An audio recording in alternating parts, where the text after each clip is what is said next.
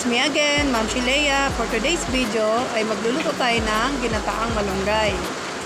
Ang mga ingredients ay agata ng nyog, tinapa, asin, luya, sibuyas, bawang, siling panigang, at pampalasa na magic sarap. Yan guys, yan yung mga gagamitin natin sa atin. Mag-isa po tayo ng bawang sibuyas.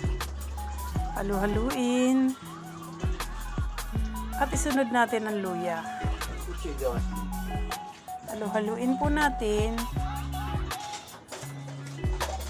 And guys, sunod naman natin dyan yung tinapa. Bali, sinabay ko na rin dyan yung ulo ng tinapa para mas malasa ang gatang malunggay.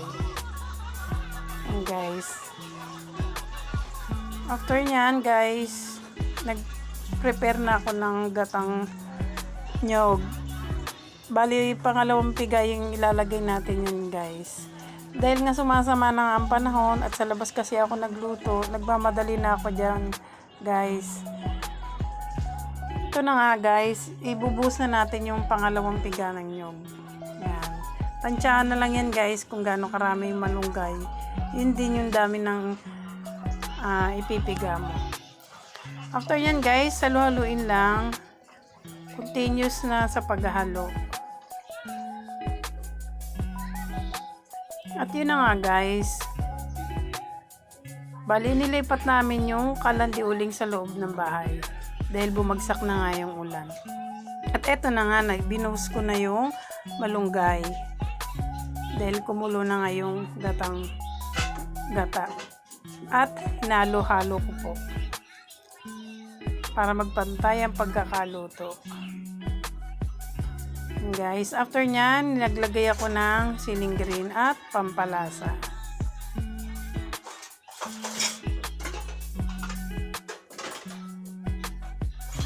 Guys, ang sarap-sarap na ng gatang malunggay.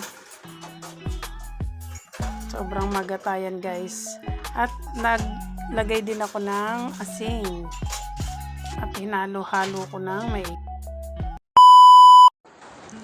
Ngayon naman guys, naisipan ko magligpit ng aming lagay ng damitan. Kasi guys, ting umaga na lang ay lagi na lang rumble sa gulo. Pag kumuha sila ng damit, tapon dito, tapon doon. Yun. Basta na lang iiwan na magulo, bahala na si Batman. Naku po, Ginoo. Mahirap talaga ang maging isang ina. A few moments later. Na guys, pinapatawag daw ako sa aming barangay. Nagulat ako kasi akala ko kung ano na. May blessing pala na ibibigay sa akin. Yun nga guys, pagkakuha ko ng blessing, ay agad-agad ako sumakay sa bus papuntang bayan.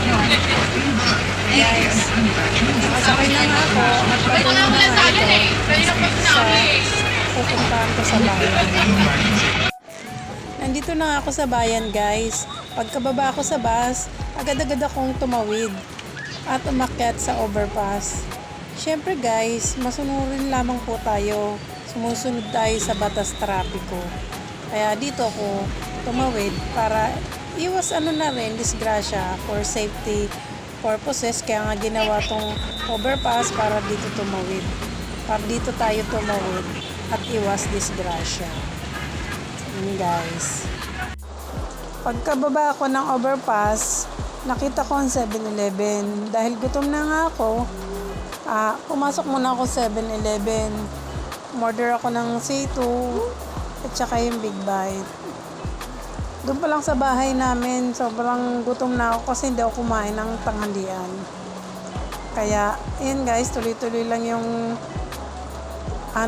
ganap ko. Kaya, sobrang nagutom ako. Guys, ang dami-dami ko talagang gutom. Etong Big Bite, sobrang affordable na to. Kaya, minsan nga pag napapagawi ako dito 7-Eleven, ito talaga yung in-order ko at pinapasalubong ko sa aking mga junakis.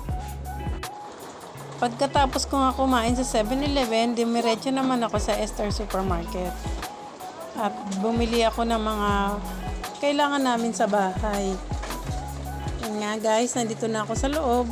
Pinipili ko na nga kung ano yung mga Importante lang na kailangan ko sa bahay. Katulad nitong gatas. Yan guys. Kumuha ko niya isang hilera. Dahil halos lahat kami nagagata sa bahay. Hindi kami masyado nagkakape. At yun na nga guys. Nabili ko na nga lahat ng mga kailangan ko sa bahay. Yung tapos na ako mamili. Pasakay na nga po ako sa jeep. Pauwi sa amin. 2 inches later.